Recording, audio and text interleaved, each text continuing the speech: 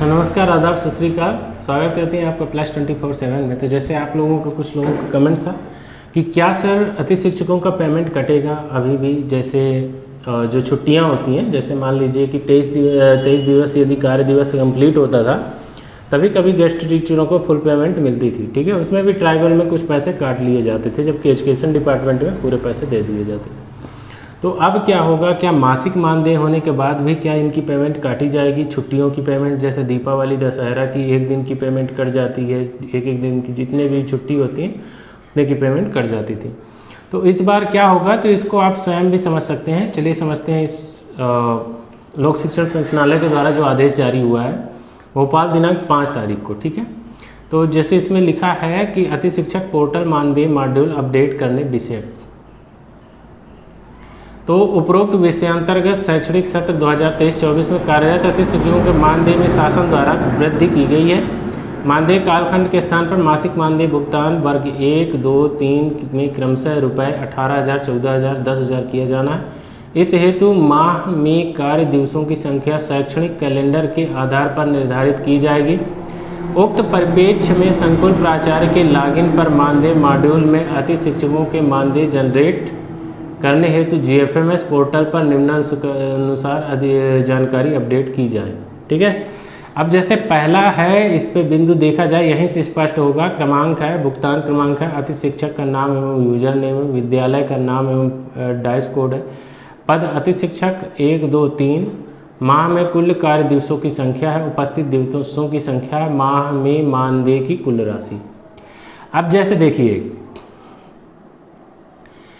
यहाँ एक बात समझिए आप कि माह में कुल कार्य दिवसों की संख्या, तो जितना भी कार्य दिवस है वो माह के अनुसार है। तो आपको यदि आप पूरे कार्य दिवस में प्रेजेंट रहते हैं तो आपका जो भी मानदेय है 10,000, 14,000, 18,000 वो टोटल मिलेगा।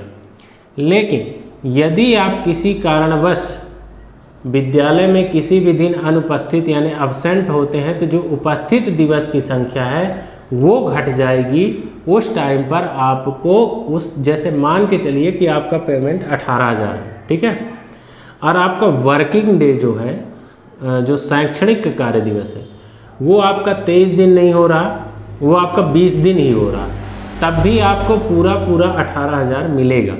ठीक है, लेकिन यदि आपने उस 20 दिन में किसी एक दिन अपने से अब्सेंट हो गए, आप किसी कारणवश विद्यालय नहीं गए, आप अब्सेंट हो गए, तो आपका 600 रुपये जो एक दिन का कट रहा है वो आपका 600 रुपये माइनस होकर के मिलेगा।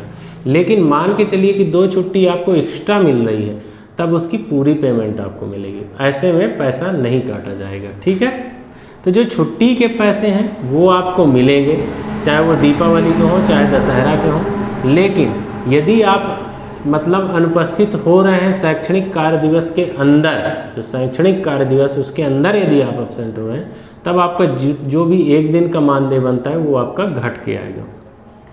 तो आशा करता हूँ कि इस विषय में आपको जानकारी मिल गई होगी। जैसे कुछ लोगों का डाउट था कि सर मानदेय किस तरह से बनेगा, मासिक मानदेय, तो ये आपको क्लियर हो गया होगा। फिलहाल जो अभी अति शिक्षकों का एक ये चल रहा है कि कुछ अति शिक्षक आ रहे हैं, कहीं से आदेश हो रहा है कि इनको रखा जाए। आज की यदि मैं आपको खबर बताऊं तो एक ये भी है कि कुछ जगह से ये भी कहना कि जो यदि पदोन्नति से या कि ट्रांसफ़र प्रक्रिया से आ रहे हैं तो अति शिक्षकों को निकाल दिया जाए। कुछ तो आदेश यदि कहा जाए जिला शिक्षा अधिकारी का, तो ऐसा भी आया है कि यदि कोई शिक्षक ज्वाइन कर रहा है अति शिक्षक की जगह में उस पोस्ट पे, तो अति शिक्षक को पोर्टल से ना हटाया जाए बल्कि भौतिक रूप से हटा दिया जाए। भौतिक रूप से की मतलब है कि उस आदमी को बोल दिया जाए कि भैया अब तू मत आना, ठीक है, लेकिन उसका GFMS में नाम होना चाहिए।